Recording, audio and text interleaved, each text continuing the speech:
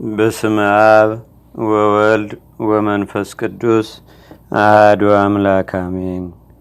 አንድ አምላክ በሚሆን በአብ በወልድ በመንፈስ ቅዱስ ስም ግንቦት 26 በዚህች ቀን ዲዲሞስ የሚባለው የከበረ ሐዋርያ ቅዱስ ቶማስ በምስክርነት አረፈ። እርሱም በህንደኬ ሀገር ሉኪዮስ ለሚባል አንድ መኮንን ራሱን ባሪያ አደረገ። መኮንኑም የንጉሥ ወዳጅ ነው። ቅዱስ ቶማስንም የምታውቀው ሙያ ምንድነው አለው። ቅዱስ ቶማስም እኔ ግንበኛ ነኝ፣ ምኩራቦችንና አዳራሾችን እሰራለሁ። ደግሞም ጠራቢ ነኝ፣ ሞፈሮችን፣ ወንበሮችንም ሌሎች ዕቃዎችንም እሰራለሁ። ደግሞም ጠበበኛ ባይለ መድኃኒት ነኝ፣ በሽታውን ሁሉ አድናለሁ አለ። መኮንኑም ነገሩን በሰማ ጊዜ ነገሩ እጅግ ደስ አሰኘው። ለንጉሥ ጠቃሚ የሆነ ባሪያም አገኘሁ አለ። በዚያን ጊዜ ለቶማስ ገንዘብ ሰጥቶ ቤተ መንግስትም እንዲሰራ አዞ መኮንን ወደ ንጉሱ ሄደ። እርሱ ቅዱስ ቶማስም የመኮንኑን ሚስት የእግዚአብሔርን ሕግ ያስተምራት ጀመር። በፊቷም ታምራት አደረገ። እርሷም በክብር ባለቤት በጌታችንና በአምላካችን በመድኃኒታችን በኢየሱስ ክርስቶስ አመነች። ከእርሷ ጋራም ብዙዎች አመኑ። ንጽሕናዋን በመጠበቅ እንድትጸናም አዘዛት። የሃይማኖትንም ምስጢር እንድታስተውል አደረጋት።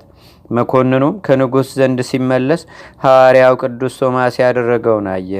ጠራውና አንተ ክፉ ባሪያ፣ ሰራቸዋለሁ ያልካቸው በጎ ሥራዎች ወዴት ናቸው አለው። ቅዱስ ቶማስም አልዋሸሁም፣ ምኩራቦችና አዳራሾች የሠራኋቸው ለሰማያዊ ንጉሥ ማደሪያ የሆኑ እሊህ የሰዎች ነፍሳት ናቸው። የጠረብኳቸው ሞፈሮችም የኃጢአትን እሾህና አሜከላ ከሰዎች ልብ የሚነቅሉና አርሰው የሚያለሰልሱ እነርሱ የወንጌል ትምህርቶች ናቸው። ጥበብ ያልሁትም አንድ ነው። የሚገድል የኃጢአትን መርዝ አጥፍቶ የሚፈውስ የክብር ባለቤት የሆነ የጌታችንና የአምላካችን የመድኃኒታችን የኢየሱስ ክርስቶስን ክቡር ደሙ ቅዱስ ሥጋው ነው ብሎ መለሰለት። መኮንኑም ሰምቶ ተቆጣ። ቅዱስ ቶማስንም በምድር ላይ እንዲያስተኙት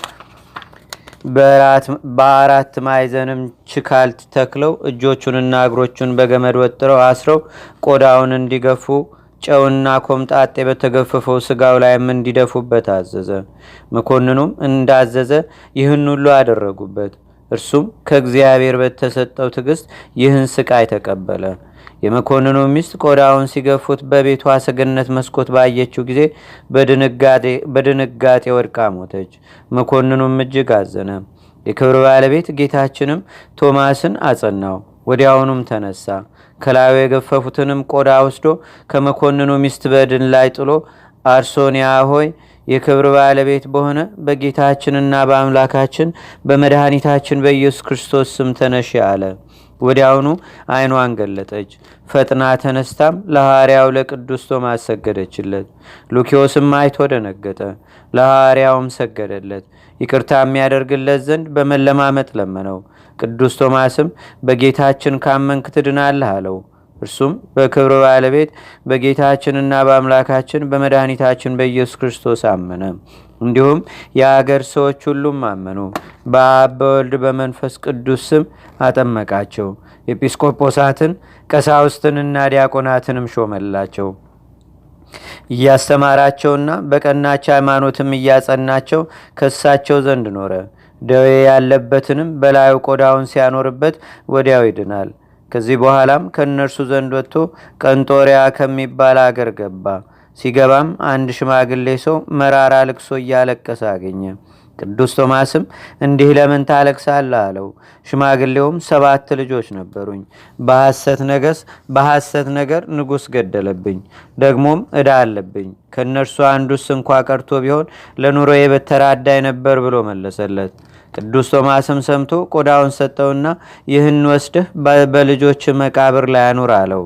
እንዳዘዘውም ባደረገ ጊዜ 7ቱ ሁሉ ልጆቹ ሌሎቹም 8 ወንዶች በዚያ አስቀድሞ ተቀብረው የነበሩ በአንድነት ተነሱ። ይህችም ታምር በሀገሮች ሁሉ ተሰማች። የጣዖታት ካህናትም ተቆጥተው በድንጋይ ሊወግሩት ጀመሩ። ያን ጊዜ እጆቻቸው ደረቁ።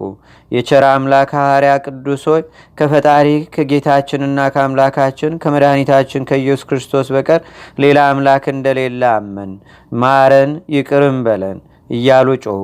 ያን ጊዜም አዳናቸው።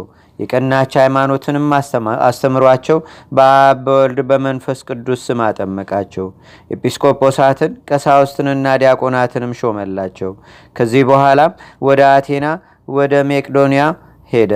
በውስጧ በክብር ባለቤት በጌታችንና በአምላካችን በመድኃኒታችን በኢየሱስ ክርስቶስ ስም ሰበከ። ስለ እርሱም ነገስታቱና መኳንንቱ ሰሙ፣ ይዘውም አሰሩት። የንጉሱም ሚስት ከልጇ ጋር ወደ ወህኒ ቤት እየመጣች የቅዱስ ቶማስን ትምህርቱን ትሰማ ነበር። ብዙዎችም በስውር እየመጡ ያስተምራቸው ነበር።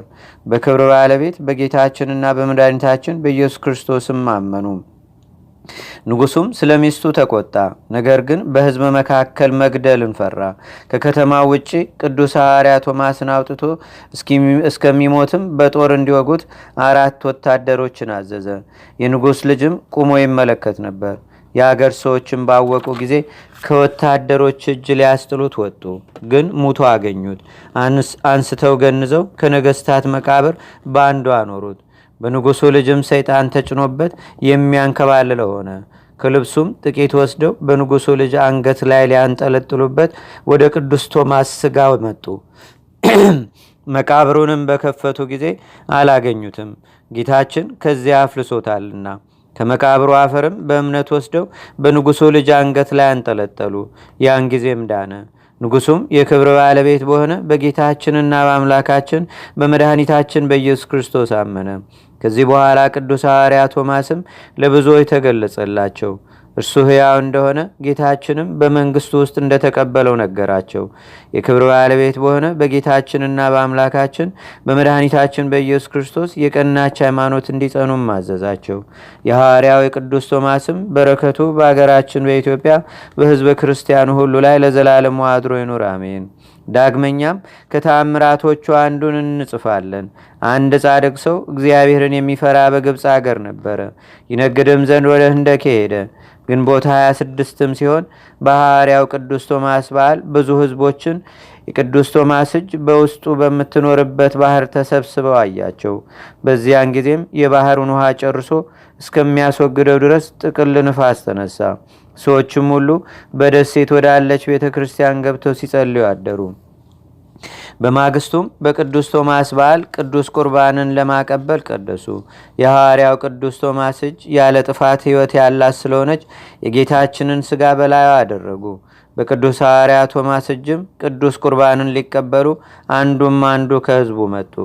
አንድ ሕዝባዊ ሰውም ሊቀበል መጥቶ የቅዱስ ቶማስ መሃል እጁን ጨበጠ። ያን ጊዜ ተሰወረች። ሁሉም ኪርያ ላይሶን እያሉ በመጮህ ብዙ ጊዜ ረጅም ጸሎት ጸለዩ። ከዚህ በኋላም የቅዱስ ቶማስ መሃል እጁ ተገለጠችና ያ ሰው ቅዱስ ቁርባንን ተቀበለ። ሕዝቡም ሁሉ ተቀበሉ። ከዚህም በኋላ ከቤተ ክርስቲያን ወጥተው ወደ ቤታቸው በሰላም ገቡ። ክብር ይግባውና እግዚአብሔርም ባህሩን በዚያ አውሎ ነፋስ እንደ ቀድሞ መለሰው።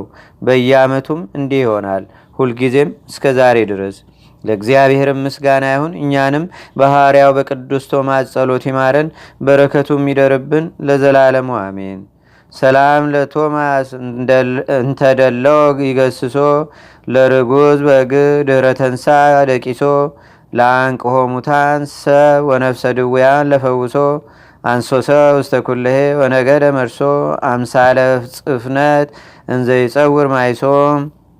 በዚህችም ዕለት የአልፋዎስና የዘካርያስ የሉኪዮስ የቅድስት አርሶንያም መታሰቢያቸው ነው። በጸሎታቸውም እግዚአብሔር ይማረን ለዘላለሙ አሜን።